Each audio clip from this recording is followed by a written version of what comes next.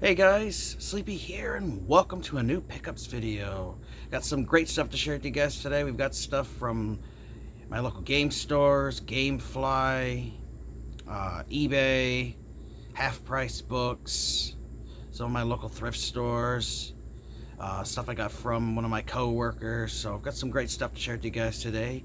You guys may have noticed in my last few videos a new angle where you guys can see down my gaming wall down here, and that is I wanted to just have a little change up scenery, as I always show the game wall down further, but I wanted to show it more this way, as I'm able to angle the camera this way, and I'm able to get more natural light in my videos thanks to having the sliding door open and having the blinds that are over there open as well. It gives me more natural light and makes it easier for people to see stuff in my video. And I just also wanted to give you guys a different view in the background, and you guys can see more of the game room that way. And so that's why I like having the view here. So we've got some great stuff. We'll start off with the one thing I got from eBay, and this is a title that I had always thought that I had, but I never did pick up a copy. I had only rented it and played through it quite a bit, and that was a copy of Dynasty Warriors 6 for Xbox 360, and I got this on eBay for only 10 bucks shipped, and I was going to buy it locally, but my local game stores wanted $20 for a copy, like everywhere, so I wasn't going to pay that. I knew that if I waited or went online, I could probably find it cheaper, and I did, and it is complete. The case it came in was a normal green one, was all beat up and ripped, so I had to throw that away and replace it with this black case. And it also had a sticker on the cover art, which I was able to remove, which I will be making a video on how I remove stickers from video game cases and even the artwork and stuff. And it's a trick that I learned from my good buddy Dean. But keep an eye out for that video, guys, as I'll show you a trick on how to get rid of stickers that are on the cover arts without damaging them at all. So keep an eye out for that video. So I got that, was really happy with that. On Gamefly, I think this one was between 15 and 20 bucks, as I had one of those $5 off coupons, and it's one I wanted to get for the collection for Xbox One, and it is called Lost Judgment. It's a sequel to that Judgment game. So this is basically like a spiritual successor to the Yakuza series, as this does the say of the older ones of the real-time action fighting and combat that they have, where Yakuza Like a Dragon turned into a turn-based game. So they have these two dual series going together, and this one plays just like the Yakuza games that I love, and I had to get the sequel to Judgment, and I have the Lost Judgment, and they are planning on a third one, so I will definitely be looking forward to getting that one. So very happy to have that one in the collection now. I guess we can go to a couple things I got from the thrift store that all their proceeds go to helping the local animal shelters, and they get cats and dogs adopted, and they actually have a little pen set up there where they bring in anywhere from 2 to 5 cats, depending if they're bonded pairs or if they adopt them together, and you can actually adopt cats there. So it's really cool. So all the money you spend there goes to help feed and house cats. And so they do occasionally have video game stuff there, and that's what I found and I picked up. So for 3 bucks, they had it in the box. They had this cool USB Sega Saturn controller, which works for PC, Mac, Steam, and the Nintendo Switch, and it's a retro-bit controller, which is pretty cool. My local game stores have these, but they want $25 for them, and I was able to get it for 3 bucks. I did test it out on the computer, and it does work great.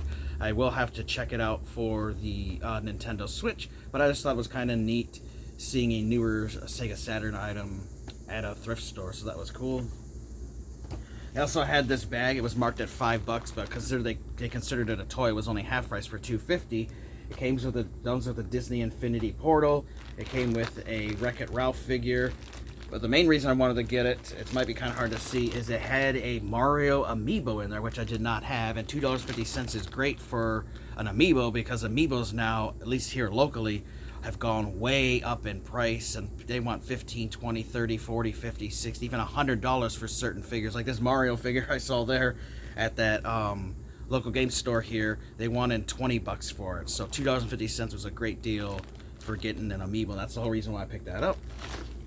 And then I also picked up one game for the original Xbox, which I'd never heard of this series before. It looked kind of fun. It was $5, and it's called Mud Runner Spin Tires game, where you get to control giant vehicles through crazy terrain, whether it's snow or mud, and you kind of like, you get bogged down, and so it's like a truck driving simulator, and you have to figure out, you know, ways to get around hauling stuff. Like maybe you're hauling a big load of logs, or you're hauling a big truck of oil or gasoline or something. It just looked really neat, and I checked out videos from it, and people said it was kind of interesting. So I figured, you know, for $5, I'd try it out and see how this is. I will eventually play this, so keep an eye out for one of my future weekly playlist videos, as I'll share some gameplay of this and let you guys know my thoughts on it. But it does look really fun, so I was really excited to see something new that I haven't found before. So I always like stuff like that, so that was cool. I'll go over 3 games that I bought from one of my employees. He was downsizing and selling off stuff from his collection, and I was able to get these 3 games for $15 a piece. First up for Xbox 360 was Fallout New Vegas, the Ultimate Edition, which just comes with all the DLC, which I wanted to get and have a physical backup of the DLC, which is on the 2nd disc, and it's in really good condition and complete. So that was a great deal for $15 because this goes for $20 to $30 here locally, so I was happy to get that. For $15, I also got Harvest Moon, A Wonderful Life, which is a fun series, and I did not have any Harvest Moon games for the GameCube, so I was really happy to get that. Also in really good condition, and it is complete, so that was awesome. And then an amazing score for this next game, because this one goes locally for like $50 to $60, and online it goes for a lot more, and that is Metroid Prime. But this is the version that comes with Metroid Prime Echoes bonus disc, which there are some stickers which I do got to do some cleanup on. The manual's in there, both discs are there. One's a little dirty, but otherwise they're in really good condition, and that was a hell of a deal for $15. So very happy to have it, as I do love the Metroid Prime series, and I did not have the version that had that little bonus disc, so that was really cool. Moving on, I got a couple strategy guides that I got from this bookstore online. It's like Albris or Arbris, something like that with an A. And I did not know that this game series actually had strategy guides, but I saw that they did, and they're little self-published ones. And those are Biomutant strategy guides. So I have a little one here, which you can see, you know, like a homemade cover and stuff, because these were self-published, but they do have, you know, an official ISBN numbers and everything, and UPC. But it was $10 for this with free shipping, and it is a little text. There's some little pictures sometimes in it, but a little guide for the game, which I thought is kind of cool, because I have not seen too many like self-published strategy guides. Now, of course, they're not going to be as intricate or as amazing as a Brady strategy guide or ones from Nintendo Power or anything, but it still was kind of neat. It does have some great tips for Biomutant, so I got that one. But then I also found they had another one, and that's this one, Biomutant the Complete Guide, which is cool. And it's, I like the whatever paper they used. The cover feels almost like felt like, so it's got really cool cover art there, and it also has it on the back. And then again, you know, it has just some black and white pictures, but it does have some great strategies and tips for playing through the game and bosses and stuff. So I just thought it was kind of neat finding some self-published strategy guides, as these are printed in very limited quantities and can definitely be difficult to find. Like there's a couple copies of this on eBay, but only that bookstore had a copy of this one. So really cool to have those, as I'm loving Biomutant, and both of these should come in very handy with some tips for that game. Let's see. Move on to stuff from the game store, which I found a PlayStation 1 collectible carrying case. If you guys remember PlayStation Underground, they were the big demo disc creators for PlayStations 1 and 2. Well, they actually have a little carrying bag they had for the PlayStation 1, and I got that for $10, which I do love these little bags. They're pretty neat, so we got that. Next up, I couldn't leave this behind. I already have it, but it was $6 in amazing condition. Goes for a lot more than that online. That's Grand Theft Auto Liberty City Stories for $6, and it's like mint condition. Very cool. So this will definitely be going up into my trade pile here. So we got that. And then I was really, really excited for this, as I've been waiting to find this for a good price. was 25 bucks. Excellent deal, like brand new condition. Dragon Age Inquisition Collector's Edition Strategy Guide, the hardbound one. I have all the Dragon Age ones now. I found Dragon Age Origins 1, I found Dragon Age Origins 2. I have the regular strategy guide. It's a little mini one for Inquisition, but I've been waiting to find the collector's one. And I knew if I waited, eventually I would find it for a good price, because most people wanted 50, 60, 70 bucks. Finally had it there at that game store for 25, and I picked it up. And it is in just mint condition, so happy for that. I also have been selling a bunch of games and downsizing, which I'll be releasing a video of me talking about downsizing my collection soon. But I've been selling a lot of stuff to my local game store, and I've been building up a lot of credit. Like I've owed over 200 bucks, and they happen to have a collector's edition of a game that I did not get when it was first released, and it was only 50 bucks, and that was the Halo Reach Legendary Edition. And have the little sleeve there. Came with the big case. And it came with, oh, where did I put that thing? There it is. It came with just this case, none of the contents that are supposed to be in this limited edition that came in it, but it did have the statue, which is the main reason I bought it, of the Spartan and Noble 6 and all the other ones there. Very cool. In really good condition. Online this thing goes for like 200 bucks, so I knew for $50 was a good deal, and I was hoping that down the road I would be able to complete it, as you know, it just needs a copy of the game and it just needs the contents of the limited edition. Well, I happened to be at that thrift store that I love going to, and they had this with just the case only. It had no game in it, but it did have the limited edition contents in it, and it was priced at 30 bucks, so I left it behind. I'm like, I don't really want to pay $30. They marked it down to 20 bucks, and then they had it marked at yellow, and every week they do half price colors and dollar days and 50-cent days and 75-cent days. Well, yellow that day was half price, so I got it for 10 bucks, and I got all the contents for it, so I was able to now get the contents for the Halo Reach Legendary Edition, and all I was missing now was the game, which I then went to, where's it at?